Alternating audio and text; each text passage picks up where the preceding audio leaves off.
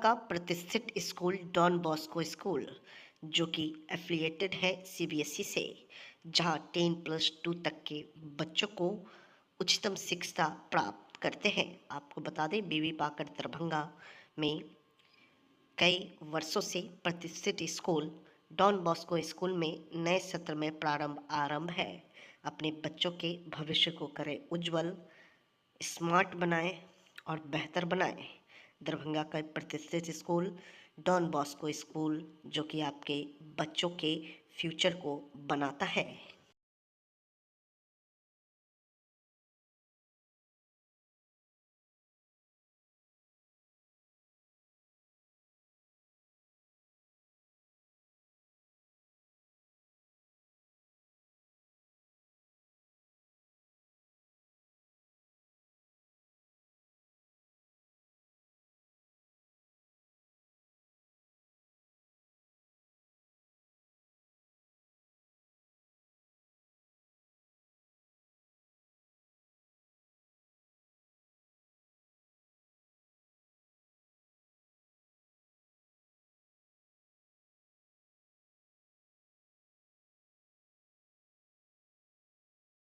अब दरभंगा शहर में सुजुकी गाड़ी लेना हुआ आसान, शानदार माइलेज के साथ कम कीमत में आने वाली बाइक से लेकर स्कूटी के लिए मशहूर कंपनी सुजुकी एजेंसी का हुआ छोटा एक सैद नगर में ओपनिंग।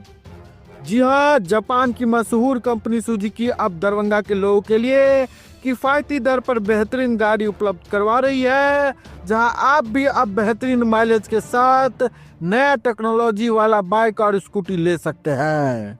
खासकर कम तेल में ज्यादा माइलेज देने वाली प्रसिद्ध गाड़ी एजेंसी के ओपनिंग के शुभ अवसर पर अभी कंपनी के द्वारा विशेष ऑफर के तहत आप कम कीमत में पा सकते हैं। पता की बात करो तो Tej Shri Suzuki two wheeler showroom, छोटी एक सैद नगर।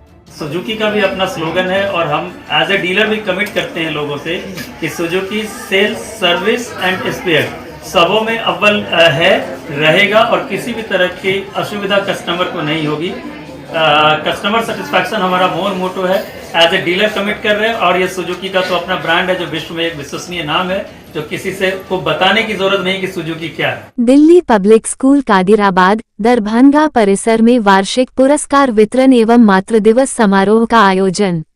आज दिल्ली पब्लिक स्कूल कादिराबाद दरभंगा के परिसर में सत्र 2024-25 के विजेताओं के लिए वार्षिक पुरस्कार वितरण समारोह का आयोजन किया गया। कार्यक्रम की शुरुआत मुख्य अतिथि डॉक्टर शून्य Sunil Kumar, deputy registrar KSDSU Darbhanga विद्यालय के निदेशक डॉक्टर शोएब अहमद खान, चेयरमैन तुफैल अहमद खान, प्रधानाचार्य संजय कुमार झा एवं उप प्रधानाचार्य मोहम्मद अली एंदलिब के द्वारा दीप प्रज्वलन के साथ प्रारंभ हुआ। इस अवसर पर मातृ दिवस के उपलक्ष्य में माताओं के द्वारा केक काटकर विशेष कार्यक्रम का आयोजन किया गया। कार्यक्रम का आरंभ वंदना एवं स्वागत गान से हुआ एवं अतिथियों को मिथिला की परंपरा का निर्वहन करते हुए विद्यालय परिवार द्वारा उन्हें पाग, चादर, गुलदस्ता एवं स्मृति चिन्ह देकर उनका अभिनंदन किया गया। मुख्य अतिथि डॉक्टर शून्य सुनील कुमार ने शिक्षा को सर्वोपरि मानते हुए कहा कि बच्चे हमारे राष्ट्र के भविष्य हैं। विशिष्ट अतिथि के रूप में भूतपूर्व IGA के ठाकुर एवं प्रोफेसर सुरेंद्र यादव उपस्थित हुए एवं उन्होंने अपने संबोधन में विद्यालय परिसर में उपस्थित सभी अभिभावकों को बच्चों का सर्वश्रेष्ठ शिक्षक बताए। इसके बाद स्कूल के नवनिर्मित कैबिनेट के सदस्यों को शपथ के द्वारा नए सत्र के लिए जिम्मेदारियां सौंपी गई। प्रबंध निदेशक महोदय ने छात्रों को बधाई देते हुए उन्हें आत्मविश्वासी बनने के लिए प्रेरित किए। छात्र छात्राओं द्वारा पुरस्कार वितरण समारोह के अवसर पर विभिन्न सांस्कृतिक कार्यक्रम आयोजित किए गए। पुरस्कार वितरण समारोह में लगभग 300 छात्र छात्राएं अभिभावक संग उपस्थित हुए। पुरस्कार स्वरूप सभी को प्रशस्ति प्रमाण पत्र, स्मृति चिन्ह एवं पदक प्रदान किए गए। मुख्य अतिथि द्वारा DPS star award Ayan Sharav को एवं प्रज्ञा को east India karate championship award, Nishit Preet और विजय कुमार को स्टेट कराटे चैंपियनशिप पुरस्कार दिया गया। इसके साथ साथ बच्चों को शैक्षणिक पुरस्कार, 100% उपस्थिति, अच्छी आकर्षक पोशाक, अनुशासन, राज्य मार्शल आर्ट्स विजेता, खेल प्रतियोगिता, जूनियर अखबार संपादक, हिंदी दिवस कार्यक्रम, स्वच्छ भारत दिवस प्रतियोगिता, गणित ओलंपियाड, रंगोली प्रतियोगिता, विज्ञान एवं कला प्रदर्शनी, नृत्य एवं गायन, चित्रकारी, हाउस विजेता, विद्यालय कैबिनेट सदस्य आदि को अनेक क्षेत्रों में पुरस्कृत किए गए। संपूर्ण कार्यक्रम के दौरान विद्यालय की सेक्रेटरी एवं उपनिदेशक उपस्थित रहे। उन्होंने बच्चों को शुभकामनाएं देते हुए कार्यक्रम को सराहा। कार्यक्रम को सफल बनाने में सभी शिक्षक एवं शिक्षकेतर कर्मचारियों का सराहनीय प्रयास रहा। कार्यक्रम के अंत में धन्यवाद ज्ञापन विद्यालय के उप प्रधानाचार्य मोहम्मद अली अंडलिब के द्वारा किया गया।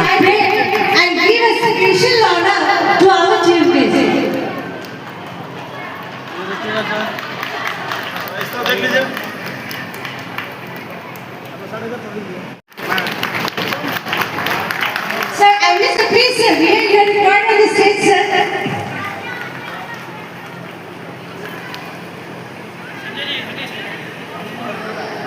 These are really the pillars who have founded the new aspect, new trends, and they are really a big support where both the dignitaries of the school are standing in one frame and they are just giving honor. So this is really a very special one. Should move on and clapping should continue. So please continue with the clapping. तालियां बजती रहनी चाहिए।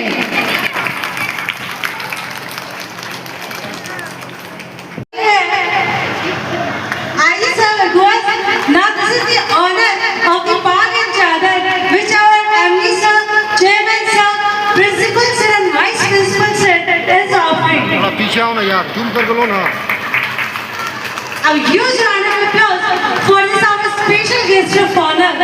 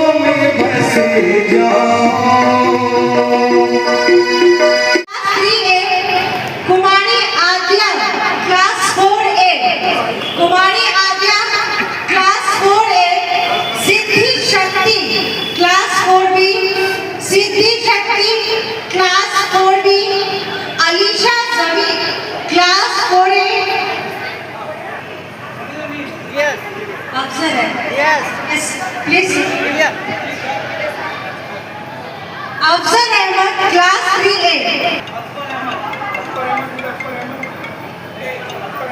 कुमारी Aadya class 4A, Kumari Aadya go on because she truly is a very honorable and the acting director of Jalipur School, Miss Saika ma'am is there.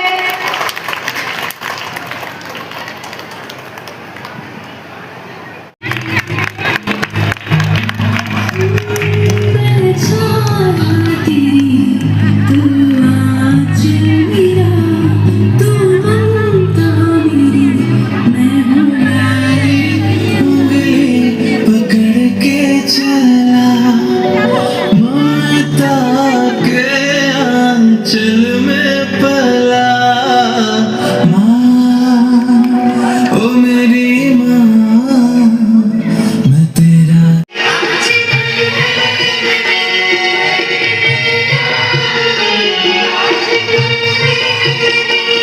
कहेंगे आज का कार्यक्रम को लेकर? दिल्ली पब्लिक स्कूल दरभंगा में आज एनुअल प्राइज डे का आयोजन किया गया है।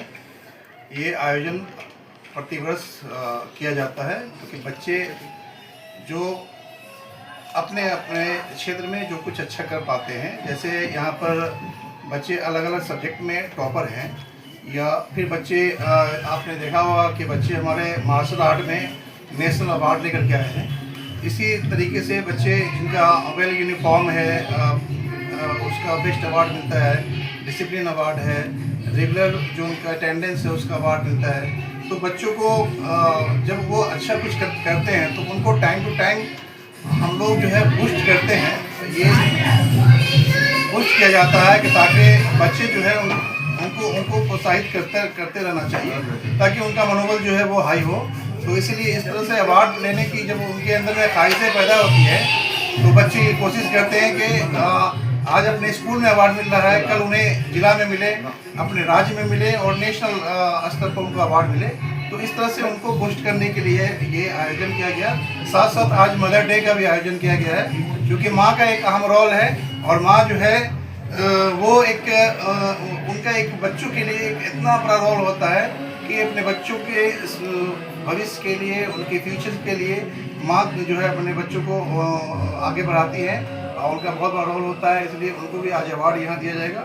और साथ साथ मदर के बारे में उनकी अहमियत क्या है बच्चों को बताया जाता है कि माँ बाप का जो है अहमियत क्या है, ताकि आप देख रहे हैं कि आजकल जो चल रहा है कि बच्चे पढ़ लिख करके भी अपने माँ बाप का जब एक अवस्था में आ जाते हैं तो उनकी इज्जत करना छोड़ देता है। तो हम लोग उस तरह से डीपीएस के गेट से ही बच्चों में तहजीब, मैनर, डिसिप्लिन दिलाते हैं। संस्कार ये ज़रूरी चीज़ें हैं पढ़ाई लिखाई से पहले, डिसिप्लिन। और डीपीएस का मतलब ये होता है D for discipline, P for punctuality, S for sincerity. तो बच्चे जो है वो डिसिप्लिन में हों और पंक्चुअल भी हों और सिंसियर हों। सिंसियर मीन्स कि अपने हर काम में सिंसियर, अपने माँ बाप के साथ जो है उनका रहना सहना हो उसमें सिंसियरिटी होनी चाहिए, पढ़ाई लिखाई में भी होनी चाहिए, समाज में जो बच्चे रह रहे हैं तो वहाँ पर भी वो सिंसियर हों। तो इस तरह से एक मानव को तैयार किया जाए, ऐसे सिटीजन को तैयार करने की ज़रूरत है यहाँ पर कि वो आगे हम अपने देश को आगे बढ़ा सके या देश के लिए कुछ सोच सके। तो कहते हैं कि एक अच्छा सोच, एक अच्छा विचार जो होता है उससे एक परिवार, एक समाज और देश का निर्माण होता है। तो इसलिए हम लोग का जो ये दायित्व है एक स्कूल वाले का कि बच्चे जब छोटे होते हैं और जब माँ बाप का एक हाईली एक्सपेक्टेशन होता है किसी बैनर किसी स्कूल से, तो उस एक्सपेक्टेशन को हम लोग फुलफिल करने के लिए तत्पर रहते हैं। और हमारी जो टीम है, जो हमारे स्कूल्स के जो टीचर्स हैं, प्रिंसिपल हैं, ये लोग अपना पूरा एफर्ट लगा करके बच्चों को उनके गार्जियन के एक्सपेक्टेशन के मुताबिक हम लोग तैयार करते हैं। एक सभ्य नागरिक बनाने का काम हम लोगों का होता है। तो उनको टाइम टू टाइम हम बूस्ट करते रहें, इसलिए ये आयोजन किया गया है। इस आयोजन में कितने बच्चे को दिया जाएगा अवार्ड? ये अभी 400 बच्चे को अवार्ड दिया जा रहा है। कौन कौन लोग ये कार्यक्रम में भाग लिए हैं? वहाँ पर आपके आँख में आंसू आया, क्या कहेंगे? अब भावुक हो उठे, क्या नाम है आपका? आपकी बच्ची यहाँ पढ़ती है, आपके बच्ची का क्या नाम है? कहाँ से हैं आप? सामने बैठे हुए हैं। मैं जब कभी पुलिस में जब सर्विस में भी था, एसपी डीआईजी, तो जहाँ से भी स्कूल से अगर इन्विटेशन आता था तो मैं जरूर जाता था। पूछिएगा क्यों? क्योंकि हम भी कभी बच्चे थे और जब हम लोग को याद है रुपेश्वर पांडे जो डीजीपी हुआ करते थे, ही वाज माय बैचमेट, हम लोग साथी पीटी हॉस्टल रानी घाट में थे। तो हम लोग सरस्वती पूजा जब करते थे पीटी हॉस्टल रानी घाट में, तो सीनियर एसपी हुआ करते थे किशोर कुमार और आरके सिंह हुआ करते थे डीएम। तो सीनियर एसपी से जब हम लोग हाथ मिला लेते थे तो बड़ा प्राउड फील करते थे। सीनियर एसपी पटना से हमने हाथ मिलाया। तो जब हम एसपी हुए तो हमको लगा जो फीलिंग हमारे में था वो फिर और बच्चों में भी जरूर होगा।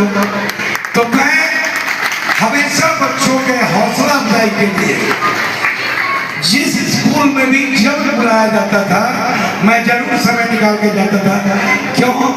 क्योंकि अपना अनुभव उनके साथ में शेयर करता था। दूसरी बात, अभी सोहेब भाई बोल ही गए, हमें गाड़ी वही रोकना पड़ा और पैदल वहां से आया। तो हम इनको बोलने ही वाले थे, ठीक है आपने यहाँ स्कूल डीपीएस खोला है, लेकिन जब गाड़ी नहीं कर सकता है तो इसको कहीं दूसरे जगह शिफ्ट और ये बोल दिए तो मालिक के दरबार में सब फिक्स रहता है। जो हम चाह रहे थे वो सोहेब भाई खुद बोल दिए, तो हमको बोलने की जरूरत नहीं है। दूसरी बात, आपके बच्चे इस स्कूल में आते हैं डीपीएस। देखिए बहुत सारे स्कूल आए हैं लेकिन डीपीएस का अपना एक ब्रांड है। मेरा बेटा भी डीपीएस के पट्टा का प्रोडक्ट रहा है, मेरी दो बेटियां नॉर्थ ईस्ट की प्रोडक्ट रही है। दोनों बेटी यूएस में है और अच्छी ट्यूशन का असर पड़ता है। हम लोग जब पढ़ते थे, हम तो 77 के मैट्रिकुलेट हैं, तो उस समय इतना स्कूल सब नहीं था, तो हम लोग सरकारी स्कूल में पढ़े। और सोहेब भाई आपको मैं बताऊं क्या डिसिप्लिन था। प्रिंसिपल अगर बरामदे पर आ गए तो स्टूडेंट छोड़िए, कोई टीचर बरामदे पे नजर नहीं आता था। और हम लोग मैट्रिकुलेशन में एग्जाम दे के जब आए, my father was first MA MEd in that area. मेरा घर यही बहरी पड़ता है। My father was first gazetted officer, he was lecturer in teachers training college, जहाँ टीचर प्रोडक्ट करते थे वहाँ वो लेक्चरर थे। तो एक बात मैं बताता हूँ कि मैं मैथ्स का परीक्षा देके आया, पापा ने वो पूछा कि कितना नंबर आया, हम कह 96 आया और एग्जैक्ट 96 आया। उस समय एडवांस मैथमेटिक्स होता था। उस पापा ने पूछा उसमें कितना आया, हम कह उसमें 94 ही आया। तो हमारे समय नंबर का वैल्यू था, जो 70% मार्क्स आ रहा है वो पटना साइंस कॉलेज में उसका एडमिशन होता था। अब नंबर का वैल्यू घट गया। अब जिसको 95% भी आ रहा है वो भी रो रहा है कि 95 ही। अब रेस बहुत ज्यादा हो गया है, इसलिए आपके बच्चे उस रेस में शामिल हों, इसलिए मेहनत की आवश्यकता है। क्योंकि मेरिट को बेटा कोई क्रॉस नहीं कर सकता है। और यहाँ स्कूल के टीचर कितने घंटे के लिए हैं? 6 घंटे। क्या 6 घंटे? और रेस्ट का जो है 18 घंटे। कौन देखेगा? Father and mother. Father mother से बड़ा टीचर कोई हो ही नहीं सकता। फादर मदर से बड़ा कोई टीचर नहीं हो सकता। आपने अल्लाह को तो नहीं देखा, भगवान को तो नहीं देखा। अरे इस जन्म में फादर मदर ही अल्लाह है, भगवान है, भगवान के रूप है, अल्लाह के रूप है। विश्वविद्यालय संस्कृत विभाग वीएसजे कॉलेज राजनगर तथा एमएलएस कॉलेज सरसवपाही द्वारा आयोजित अंतर्राष्ट्रीय सेमिनार का हुआ समापन। प्राच्य विद्या एवं संस्कृत शास्त्रों के संरक्षण एवं संवर्धन हेतु अंतर्राष्ट्रीय सेमिनार का आयोजन एक सफल प्रयास। डॉक्टर विनय कुमार झा। सेमिनार में प्रस्तुत बेहतरीन शोध पत्रों की जांच कर ISBN प्राप्त संपादित ग्रंथ में होगा प्रकाशन। डॉक्टर घनश्याम। अंतर्राष्ट्रीय सेमिनार में 296 प्रतिभागियों ने ऑनलाइन एवं ऑफलाइन माध्यम से प्रस्तुत किया अपना शोध पत्र। प्रोजीवानंद। ललित नारायण मिथिला विश्वविद्यालय दरभंगा के PG संस्कृत विभाग VSJ कॉलेज राजनगर तथा MLS कॉलेज सरसवपाही मधुबनी के संयुक्त तत्वावधान में जुबली हॉल में संस्कृत शास्त्र एवं उसके विविध आयाम विषयक अंतर्राष्ट्रीय सेमिनार के अंत में संस्कृत विभागाध्यक्ष डॉक्टर घनश्याम महतो की अध्यक्षता में समापन समारोह आयोजित किया गया, जिसमें मुख्य अतिथि के रूप में कामेश्वर सिंह दरभंगा संस्कृत विश्वविद्यालय के पूर्व वेद विभागाध्यक्ष डॉक्टर विनय कुमार मिश्र वक्ता के रूप में साहित्य विभाग के प्राध्यापक डॉक्टर रितेश कुमार चतुर्वेदी तथा व्याकरण विभाग की प्राध्यापिका डॉक्टर साधना शर्मा, आयोजन सचिव प्रो जीवानंद झा, संयोजक डॉक्टर कृष्णकांत झा, समन्वयक डॉक्टर RN चौरसिया तथा विभागीय प्राध्यापिका डॉक्टर मोना शर्मा आदि ने अपने विचार रखे। अतिथियों का स्वागत पाग एवं चादर से किया गया। इस अवसर पर doctor Mamta Snehi, doctor Yogeshwar Shah, doctor Dayanand Mehta, doctor Nand Kishore Thakur, doctor Praneeta Banerjee, doctor Pushpak, doctor Jaipal Kumar Yadav, doctor Sanjeet Kumar Ram, Mani Pushpak Ghosh, Sadanand Vishwas, Vidyadhar Singh, Rani, Beauty, Jignesh, Balkrishna, Prahlad, Manju Akela, Yogendra Paswan, Uday Kumar उदेश आदि अति सक्रिय रहे। अपने संबोधन में डॉक्टर विनय कुमार मिश्र ने कहा कि अंतर्राष्ट्रीय सेमिनार का आयोजन शैक्षणिक यज्ञ ज्ञान है, प्राच्य विद्या एवं संस्कृत शास्त्रों के संरक्षण एवं संवर्धन हेतु इस सेमिनार का आयोजन एक सफल प्रयास है। संस्कृत मानव जीवन के सम्यक संचालन एवं संवर्धन करने में सक्षम है। ये संस्कार युक्त भाषा है जो मधुर एवं गंभीर ज्ञान विज्ञान सिखाती है। प्रतिभागियों द्वारा अनुसंधानात्मक शोध पत्र वाचन सदैव प्रेरणास्पद एवं ज्ञानवर्धक रहेगा। आयोजन सचिव प्रो जीवानंद झा ने कहा कि इस सेमिनार में 300 से अधिक प्रतिभागियों ने भाग लिया, जिनमें 296 ने ऑनलाइन एवं ऑफलाइन माध्यम से अपना शोध पत्र प्रस्तुत किया, जिनसे संस्कृत के सभी सैद्धांतिक एवं व्यावहारिक पक्षों की विस्तृत जानकारी लोगों को मिली है। इस अवसर पर उन्होंने स्वरचित विदाई गीत गाकर सबको भाव विभोर कर दिया। समीक्षा वक्तव्य देते हुए संयोजक डॉक्टर कृष्णकांत झा ने संस्कृत के विभिन्न आयामों पर विस्तार से विचार रखते हुए कहा कि सेमिनार कम समय में बहुत से विषयों के मर्म को समझने का एक बेहतरीन माध्यम है। उन्होंने कहा कि वैदिक मंत्रों में दैवीय शक्ति होती है, जिससे हमारा जीवन और बेहतर हो सकता है। उन्होंने सेमिनार की सफलता के लिए आयोजकों एवं प्रतिभागियों को बधाई दी। डॉक्टर रितेश कुमार चतुर्वेदी ने कहा कि संस्कृत के अनुशीलन के लिए ऐसी संगोष्ठियों का आयोजन लाभप्रद है। संस्कृत देववाणी है जो लोकहित में है। अध्यक्षीय संबोधन में डॉक्टर घनश्याम महतो ने बताया कि सेमिनार में प्रस्तुत बेहतरीन शोध पत्रों की जांच कर उन्हें ISBN युक्त संपादित ग्रंथ में प्रकाशित किया जाएगा, ताकि इनकी उपयोगिता आम लोगों के बीच भी बढ़ सके। उन्होंने आग्रह किया कि जो प्रतिभागी अभी तक अपने पूर्ण शोध आलेख जमा नहीं किए हैं, वे इस माह के अंत तक विभाग में जमा कर सकते हैं। धन्यवाद ज्ञापन करते हुए डॉक्टर RN चौरसिया ने कहा कि समाज निर्माण एवं विकास में संस्कृत की काफी उपयोगिता रही है। यह मानव कल्याण की भावना एवं चरित्र निर्माण को बढ़ावा देता है। इसके अध्ययन अध्यापन से चारों पुरुषार्थों धर्म, अर्थ, काम और मोक्ष की प्राप्ति होती है। संस्कृतनिष्ठ जीवन सादगी और उच्चता को प्राप्त करता है। विश्व की सभी समस्याओं का निदान संस्कृत में विद्यमान है। समापन सत्र का संचालन करते हुए संस्कृत प्राध्यापिका डॉक्टर मोना शर्मा ने कहा कि संस्कृत साहित्य अत्यधिक समृद्ध एवं उपयोगी है, जिसे जानना प्रत्येक मानव के लिए परम आवश्यक है। इससे भावी पीढ़ी अपनी सभ्यता, संस्कृति एवं संस्कारों को जानकर, संजोकर सुरक्षित रख सकता है।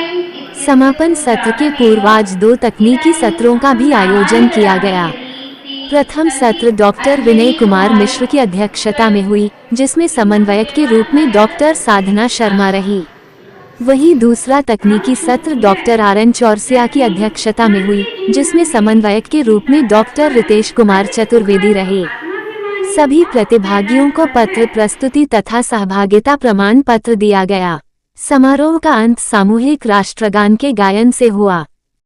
देखिए, ये हमारे ललित नारायण मिश्रा विश्वविद्यालय के अंतर्गत विश्वविद्यालय संस्कृत विभाग, VSD college Rajnagar Madhubani, MLS college Sarisab पाही मधुबनी, इन तीनों के संयुक्त तत्वावधान में संस्कृत शास्त्र एवं उसके विविध आयाम शीर्षक पर एक द्विदिवसीय अंतर्राष्ट्रीय सम्मेलन हो रहा है। इसका उद्देश्य है कि संस्कृत का क्षेत्र क्या है। अभी की सरकार जो है सो NEP 2020 लागू कर रही है, उसका उद्देश्य है कि संस्कृत को बढ़ावा देना। वैसे ही नहीं है, यह हर हालत में देखेंगे कि उनका जो उद्देश्य है वह भारत को एकदम सर्वोच्च चोटी पर ले जाएगा, क्योंकि प्राचीनतम काल में आप जाएंगे तो यही संस्कृत है जो विद्या जो कि बेस के रूप में देखा जाता है। इतना ही नहीं, इसको किसी भी क्षेत्र में देखेंगे, जैसे कि इसका नाम ही है संस्कृत शास्त्र, और दूसरा पहलू ले लीजिए इसके विविध आयाम। तो इसके जिस क्षेत्र में आप जाइए, चाहे इसका पोल साइंस की ओर जाइए जिसको राजनीति विभाग कहते हैं, या साइंस की ओर जाइए, साइंस में फिजिक्स में खास करके जाइए, मैथमेटिक्स में जाइए, या बोटनी में जाइए, या जंतु विभाग में जाइए, सब के सब क्षेत्र में आपको मिलेंगे कि संस्कृत आधारभूत है। इसलिए यदि आप किसी चीज का निर्माण करना चाह रहे हैं तो उसमें क्या है, मैथमेटिक्स की आवश्यकता होती है। उस मैथमेटिक्स के रूप में देखेंगे कि आप ये संस्कृत है ही। इतना ही नहीं, जब आप अपने शरीर को स्वस्थ रखना चाहते हैं, क्योंकि कहा जाता है कि स्वस्थ शरीर में ही स्वस्थ दिमाग का वास होता है, तो इस शरीर को स्वस्थ कैसे रखा जाए, यदि किसी प्रकार की गड़बड़ी किसी कारणवश हो जाती है तो इसमें किस प्रकार से हम सुधार करें, इस सब का इसमें समावेश है। संस्कृत में आप देखेंगे, जैसे चरक संहिता ले लीजिए, सुश्रुत संहिता ले लीजिए, उसमें नाना प्रकार के माने बीमारी और उसके समाधान सब चीज़ों के बारे में परिलक्षित किया गया है। वही हमारे देश में है। जब हम हार जाते हैं इंग्लिश दवा से तो पुनः हम जाते हैं वहीं पर, और वहीं पर हमें सम्यक निदान मिलता है। हाँ, इस प्रकार से हम ज्यामिति के क्षेत्र में जाएं तो देखिएगा, जैसे कि अपने यहाँ गाना भी प्रसिद्ध है रहा है कि यदि दशमलव नहीं दिया गया होता भारत से तो लोग मनुष्य चंद्रमा पर नहीं पहुंच पाता। वास्तव में दुश्मन किसका देन है, तो ये भारत का देन है। इतना ही नहीं, आप अभी के बच्चे को लेंगे तो देखेंगे, या हम ही लोग पढ़े हुए हैं, तो गुणा करते हैं तो उसको देखते हैं कि जैसे 4 वहाँ है 4 यहाँ है तो 4 पैदान पर ला करके करते हैं। नहीं, जोड़ वैसे ही करते हैं तो ऊपर से नीचे तक ला करके करते हैं, लेकिन नहीं, इसमें ऐसा नहीं है। वैदिक मैथमेटिक्स जो है, जिसको वैदिक गणित कहते हैं, उसमें ये एकदम आप मिनटों का काम, माने 20-20 मिनट के काम को आप 2 मिनट में कर सकते हैं। इस प्रकार से हम देखते हैं कि वह वैदिक क्षेत्र हो चाहे लौकिक क्षेत्र हो, सभी क्षेत्र में संस्कृत अपने आप में अद्भुत है। और किसी भी परिवेश में आप जाकर के देखो तो संस्कृत उसके आधार में मिलेगा। जैसे कि राजनीति क्षेत्र में ले लीजिए, छोटी मोटी चीज है, आप राजनीति क्षेत्र में जिसके ऊपर देश टिका हुआ होता है उसके रूट में जाइए, जैसे तो कौटिल्य अर्थशास्त्र को देख लीजिए। कौटिल्य अर्थशास्त्र कहाँ से है, तो संस्कृत उसका बेस है। संस्कृत भाषा में ही या संस्कृत साहित्य में ही जिस रूप में देखिए तो आपको सब क्षेत्र का निदान यहाँ पर मिलता है। इस कार्यक्रम में कौन कौन लोग भाग लिए आज के कार्यक्रम? इस कार्यक्रम में सर्वप्रथम महात्मा गांधी विश्वविद्यालय, केंद्रीय विश्वविद्यालय के माननीय कुलपति महोदय भाग लिए हैं। पूर्व कुलपति जिनका नाम प्रोफेसर संजय चौधरी श्रीवास्तव जी हैं। दूसरे में पूर्व कुलपति डॉक्टर देवनारायण झा, जो कि स्थानीय कामेश्वर सिंह संस्कृत विश्वविद्यालय के रहे हैं, वो भाग लिए हैं। फिर कामेश्वर सिंह संस्कृत विश्वविद्यालय के ही प्रतिकुलपति, प्राक्तन प्रतिकुलपति कहें तो जिनका नाम है प्रोफेसर सिद्धार्थ शंकर जी, वो भाग लिए हैं इसमें। इस प्रकार से बड़े विद्वान भाग लिए हैं। कई दिवसीय कार्यक्रम ये हुआ? यह 2 दिवसीय हुआ, 10 एवं 11 मई 2025 को। आज समापन आज समापन दिन है, द्वितीय दिन है आज। अपना परिचय दे दीजिए। मेरा नाम डॉक्टर घनश्याम महतो हुआ, मैं विश्वविद्यालय संस्कृत विभाग के अध्यक्ष हूँ। यही मेरा परिचय। Thank you.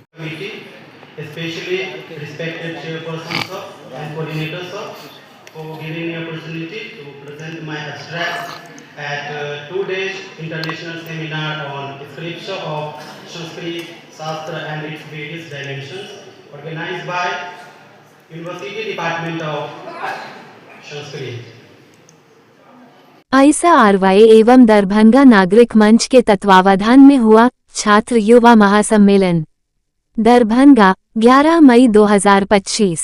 आइसा आरवाई एवं दरभंगा नागरिक मंच के तत्वावधान में 1857 के प्रथम स्वतंत्रता संग्राम की वर्षी के अवसर पर 65% आरक्षण को संविधान की 9वीं अनुसूची में डालने, वक्फ संशोधन कानून को वापस लेने तथा संवैधानिक संकट आदि के मुद्दे पर छात्र युवा महासम्मेलन का आयोजन प्रेक्षागृह में सफलतापूर्वक संपन्न हुआ।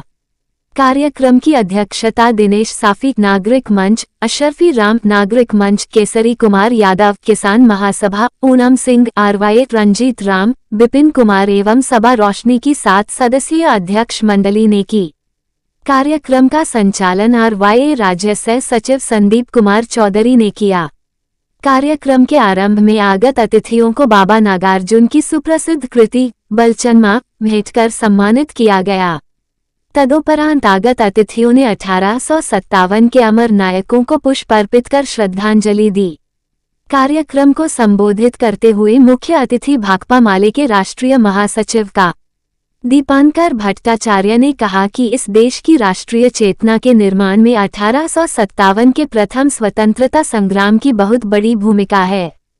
सन 57 अंग्रेजों के लिए बिल्कुल आउट ऑफ सिलेबस प्रश्न था।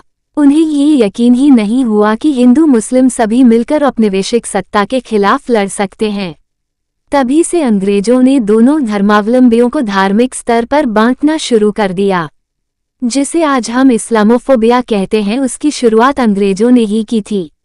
इसी धार्मिक विभाजन का असर था कि 1947 आते आते धर्म के आधार पर देश का विभाजन हुआ। स्मरणीय है कि भारतीय संविधान उस दौर में लिखा गया जब विभाजन हो चुका था, देश भर में दंगे हो रहे थे। वैसे समय में संविधान के प्रियम्बल में यह वादा किया गया कि सबके लिए आजादी, समानता और बंधुता होगी। इसका वैचारिक आधार 1857 ही था। हालांकि बाबा साहब जो संविधान लिखना चाहते थे, उसका एक प्रारूप उनकी पुस्तक स्टेट एंड माइनॉरिटीज में देखने को मिलती है। वो दलितों को भी माइनॉरिटी मानते थे। अगर वो बात होती तो दलित मुस्लिम में स्वाभाविक एकता होती, लेकिन वह नहीं हो सका। संविधान का प्रियम्बल संपूर्ण आजादी, बराबरी की बात करता है, इसलिए वह हमारे आंदोलन का घोषणापत्र है। उन्होंने आगे कहा कि इस देश ने विगत 22 अप्रैल से बहुत कुछ झेला है। पहलगाम में जो घटना घटी, जिन परिवारों ने अपना सब कुछ खो दिया, उनके प्रति संवेदना है। ऐसे ही एक पीड़ित परिवार की पत्नी हिमांशी नवाल ने कहा कि हम न्याय चाहते हैं लेकिन शांति भी। हम नहीं चाहते कि न्याय के नाम पर देश के मुस्लिमों और कश्मीरियों को टारगेट किया जाए। उस आवाज को दबाया गया, उन्हें गालियां दी गईं। ऐसे में ऐसे कई पीड़ित परिवार हैं जिनके द्वारा ऐसी अपीलें की गईं, लेकिन कुछ हासिल नहीं हुआ। आज भी सब कुछ के बावजूद हमारे पास इस प्रश्न का उत्तर नहीं है कि आतंकवादी कहां से आए थे, कहां गए, कुछ पता नहीं। कश्मीर से राज्य का दर्जा छीन लिया गया है। रक्षा मंत्री अमित शाह ने जब कश्मीर में बैठक की तो उसके बाद उन्होंने कहा कि यहाँ सब ठीक है, लेकिन प्रधानमंत्री के होने वाले कार्यक्रम को किसी आशंकावश रद्द कर दिया गया। इस आशंका के बावजूद हजारों पर्यटकों के लिए कोई सुरक्षा नहीं, प्राइवेट फंक्शन के लिए सुरक्षा, भाजपा सांसद निशिकांत दुबे के लिए सुरक्षा, के लिए आम लोगों के लिए कोई सुरक्षा नहीं। यह मोदी सरकार का वास्तविक चेहरा है। आज ऑपरेशन सिंदूर के बाद लोग इंदिरा जी को याद कर रहे हैं। ये समझना होगा कि 1971 केवल भारत पाकिस्तान युद्ध नहीं था, वह बांग्लादेश का मुक्ति संग्राम था। आपको लग सकता है कि भारत की अर्थव्यवस्था, सेना पाकिस्तान से बेहतर है तो भारत को युद्ध से पीछे नहीं हटना चाहिए, लेकिन ये समझना होगा कि दोनों देशों के पास परमाणु हथियार हैं।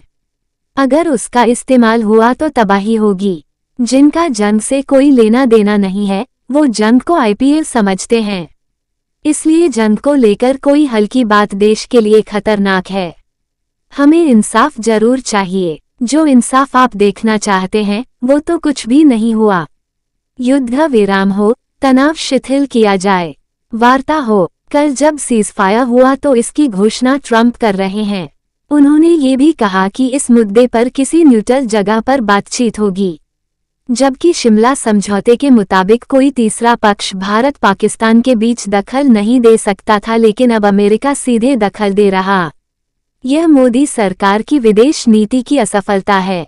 माले महासचिव ने आगे कहा कि आज हमारे सामने सवाल है कि 1857 के जो साम्राज्यवाद विरोधी मूल्य हैं, जिनसे हमारे राष्ट्रीय चेतना निर्मित हुई थी, उनके बरक्स अमेरिकी साम्राज्यवाद से कैसे मुकाबला किया जाए।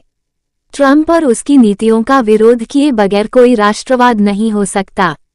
उन्होंने ये भी कहा कि जब जाति जनगणना के लिए बिहार के मुख्यमंत्री के नेतृत्व में शिष्टमंडल प्रधानमंत्री से मिला था तो उन्होंने इससे साफ मना किया था, लेकिन बिहार में चुनाव को देखते हुए वही भाजपा जाति जनगणना करने की बात कह रही है। इसका मतलब है दाल में बहुत कुछ काला है। नीतीश कुमार ने चुनाव के समय भूमि सुधार का वादा किया था, लेकिन जीतने के बाद उसे ठंडे बस्ते में डाल दिया। वही हाल मोदी सरकार जाति जनगणना का भी करेगी। इस एजेंडे को लागू करवाने के लिए बिहार में भाजपा को निश्चित रूप से रोकना होगा, तभी जातीय जनगणना सच में संभव हो सकेगी। दीपांकर जी ने कहा कि जिस प्रकार 4 लेबर कोड गुलामी के कानून है, उसी तरह वक्फ संशोधन बिल भी गुलामी का दस्तावेज है। हमें मिलकर इसका विरोध करना होगा। वहीं भाकपा माले की विधान परिषद सदस्य शशि यादव ने कहा कि महिलाओं को जब तक बराबरी का अधिकार नहीं मिलेगा तब तक लोकतंत्र मजबूत नहीं होगा। आज जो सत्ता पक्ष है उसके भीतर पितृसत्ता कूट कूट कर भरी हुई है। जब महिलाएं सदन में कुछ बोलने को खड़ी होती हैं तो सीधे कहते हैं महिलाओं को कुछ आता है।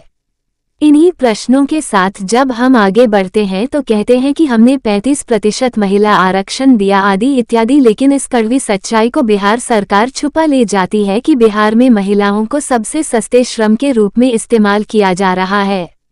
आज आजादी के इतने वर्षों बाद भी महिलाओं को दोयम दर्जे का नागरिक माना जा रहा है। बतौर मुख्य अतिथि दिल्ली विश्वविद्यालय के पूर्व अतिथि प्राध्यापक डॉक्टर लक्ष्मण यादव ने कहा कि जो दुनिया में युद्ध रुकवाने का दावा करते हैं उनसे अपने देश का सीमा तनाव संभल नहीं रहा है। सरकार ने 24 अप्रैल को गाइडलाइन जारी किया कि युद्ध संवेदनशील मसला है, इसलिए इस पर गैर जिम्मेदाराना लाइव टेलीकास्ट आदि न करे, लेकिन गोदी मीडिया क्या कर रही है। इसके साथ ही सीमा पर नागरिकों की जानें गईं, उनकी चिताएं ठंडी भी नहीं हुई थीं और प्रधानमंत्री मधुबनी में चुनाव प्रचार के लिए आए। उत्तर प्रदेश में बड़े बड़े होर्डिंग लगवा दिए गए। पुलवामा हमले के समय भी शहीदों की लाशों पर वोट मांगे गए थे। इस तरह की चुनावी राजनीति शर्मनाक है। पहलगाम आतंकी हमले के बाद भी प्रधानमंत्री का चुनाव प्रचार स्थगित नहीं होता। इससे बिहार चुनाव की अहमियत समझिए। ये वही बिहार है जहां दलितों वंचितों को वोट डालने, खटिया पर बैठने का अधिकार नहीं था। इस देश में जाति पूछने के लिए किसी को सीमा पार से आने की आवश्यकता नहीं पड़ी। हजारों साल से जाति पूछी गई। इस देश में 90% जनता को मनुष्य नहीं समझा गया। ये किस आधार पर था? आज जब जाति जनगणना की बात हम करते हैं तो भाजपा कहती थी कि इससे सामाजिक विभाजन बढ़ेगा। याद करिए, इसी असमानता के खिलाफ त्रिवेणी संघ, अर्जक संघ और कम्युनिस्ट आंदोलनों के संघर्ष का इतिहास रहा है। हम सामाजिक न्याय की बात करते हैं। उन्होंने आगे कहा कि बिहार में चुनाव प्रचार के लिए भाजपा ने धर्म प्रचारकों, बाबाओं के रूप में अपने स्टार प्रचारकों को काम पर लगा दिया है। ये बाबा और धर्म प्रचारक सीधे सीधे हिंदू राष्ट्र की बात करते हैं। बाबा साहब ने हिंदू राष्ट्र को भारत के लिए सबसे बड़ी विपत्ति बताया था। भाजपा जैसी सांप्रदायिक शक्तियां धार्मिक उन्माद फैलाकर दलितों बहुजनों के वास्तविक मुद्दों को दबाना चाहती है, ताकि जातिगत शोषण और वर्चस्व को वे ढांक सकें। जबकि सच्चाई यह है कि 2025 के भारत में भी एक दलित जज नहीं बन सकता, उसे समाज के विरोध के कारण अपदस्थ होना पड़ सकता है। ये कर्पूरी की धरती है। मेरा सवाल है कि कर्पूरी को गाली देने वाले कौन लोग थे? क्या वो मुस्लिम थे? क्या अपने आप को ओबीसी प्रधानमंत्री बताने वाले मंडल कमीशन की बची हुई सिफारिशों को लागू क्यों नहीं करवाते? इसलिए शिक्षा, रोजगार और स्वास्थ्य को अपना प्राथमिक मुद्दा बनाइए और समाज में सांप्रदायिकता का जहर घोलने वालों को पहचानिए। पूर्व सांसद अली अनवर अंसारी ने कहा कि हुक्मरानों ने देश के नौजवानों के भविष्य को संकटों में डाल दिया है। बेरोजगारों की इतनी लंबी फौज खड़ी हो चुकी है जिसकी गिनती नहीं की जा सकती। अनेक नौजवान बेरोजगारी के कारण खुदकुशी की कगार पर हैं। ऐसे समय में देश के अंदर जो माहौल है, निर्दोष लोगों की जानें जा रही हैं, ड्रोन से हमले हो रहे हैं, थल सेना के लोग संघर्षरत हैं। पहलगाम में 26 लोगों को धर्म पूछकर मारा गया। मेरा सवाल है कि मोदी जी ने सऊदी अरब से लौटकर कश्मीर नहीं गए, शहीदों के परिजनों से मिलने नहीं गए, लेकिन मधुबनी चुनाव प्रचार करने चले आए। ट्रंप के सामने मोदी जी ने जिस तरह देश की नाक कटा दी है और ट्रंप ने बड़बोली मोदी सरकार और देश की जनता से जैसा क्रूर मजाक किया है, वह असहनीय है। सीजफायर का सीज तो भारत को पकड़ा दिया, लेकिन फायर पाकिस्तान को सौंप दिया। तभी तो सीजफायर के कुछ घंटे बाद ही उसका उल्लंघन किया गया उधर से। ये भी यहाँ देखना होगा कि जब देश में सेना के जवान मारे जा रहे थे, बीजेपी के अनुषांगिक संगठन गोदी मीडिया के साथ मिलकर समाज में नफरत फैलाने का काम कर रहे थे। हिंदुस्तान ने आज़ादी के बाद से भारत पाकिस्तान के मामले में किसी की पंचायती नहीं मानी थी, लेकिन मोदी की विदेश नीति की यह बड़ी विफलता है कि अब अमेरिका इसमें दखल दे रहा। उन्होंने जाति जनगणना के प्रति अपना समर्थन जताया। पूर्व विधायक मनोज मंजिल ने कहा कि आज राष्ट्र का, दलित, बहुजन, महिला, बाबा साहब अम्बेडकर आदि किसी का भी सम्मान सुरक्षित नहीं है।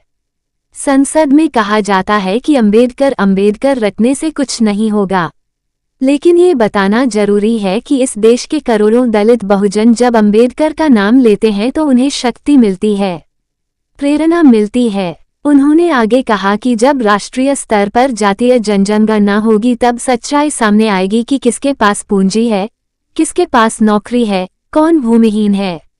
भारत की सेना इस देश की मेहनतकश आबादी से बनती है।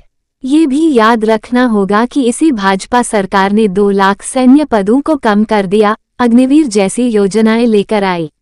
हम लोग 1857 की विरासत को याद करते हुए देश की फांसीवादी निजाम से कह देना चाहते हैं कि संविधान हमारे लिए महज पुस्तक नहीं है।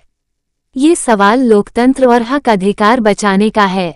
आईसा के राष्ट्रीय महासचिव प्रसेनजीत ने कहा कि 1857 के प्रथम स्वतंत्रता संग्राम को इस दौर में याद करना बहुत जरूरी है। आज जब संविधान की मूल भावना पर लगातार हमला किया जा रहा है, यूसीसी से लेकर वक्फ संशोधन बिल लाकर मुस्लिम समाज पर हमला किया जा रहा है, तो 57 की साझा विरासत संविधान और लोकतंत्र की मूल चेतना की रक्षा के पक्ष में बड़ी प्रेरक भूमिका अदा करती है। 1857 की विरासत बहादुर शाह जफर, मंगल पांडे और रानी लक्ष्मीबाई जैसे अमर बलिदानियों की साझी शहादत की उपलब्धि है। आज आरक्षण पर हमले किए जा रहे हैं, दलितों व अल्पसंख्यकों के स्कॉलरशिप्स को खत्म किया जा रहा है, आरक्षित पदों पर नॉट फाउंड सूटेबल कर योग्य अभ्यर्थियों के भविष्य के साथ खिलवाड़ किया जा रहा। बिहार सरकार में लगभग 10 लाख सरकारी नौकरियों के लिए पद रिक्त हैं, जबकि केंद्र सरकार में 30 लाख से अधिक पद रिक्त हैं, लेकिन कहीं कोई बहाली नहीं लाई जा रही। जब नौकरी की बात की जाती है, ठेके पट्टे पर बहाली की जाती है। दलित, बहुजन और महिला आबादी को शिक्षा और रोजगार से वंचित करने की बहुत बड़ी साजिश भाजपा द्वारा की जा रही है। इसे समझने और इसके खिलाफ व्यापक संघर्ष करने की जरूरत है। मौके पर पोलित ब्यूरो सदस्य धीरेन्द्र झा, रंजीत राम, जिला सचिव बैद्यनाथ यादव सहित कई लोगों ने संबोधित किया। इस अवसर पर भीम आर्मी के द्वारा अम्बेडकर की प्रतिमा के साथ वक्ताओं का स्वागत किया।